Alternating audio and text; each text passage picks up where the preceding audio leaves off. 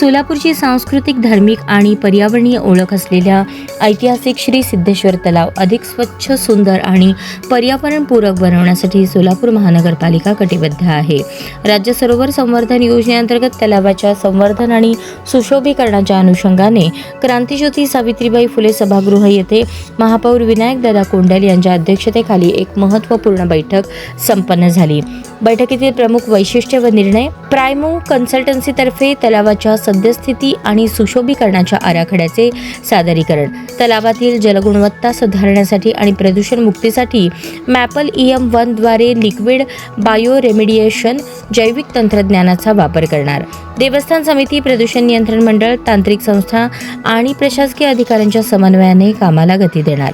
सर्व संबंधित विभाग, तज्ज्ञ संस्था आणि नागरिकांच्या सहकार्याने सिद्धेश्वर तलाव अधिक स्वच्छ, सुंदर आणि पर्यावरण बनवण्यासाठी प्रभावी उपाययोजना राबवण्यात येतील, असे महापौर विनायकदादा कोंडल यांनी सांगितले. यावेळी उपमहापौर ज्ञानेश्वरी देवकर, सभागृह नेते नरेंद्र काळे, स्थायी समिती सभापती रंजिताताई चाकोते, आयुक्त डॉक्टर सचिन ओंबासे, देवस्थान समितीचे अध्यक्ष धर्मराज काडादी, मनपाचे संबंधित विभागाचे अधिकारी व पर्यावरण तज्ज्ञ उपस्थित होते.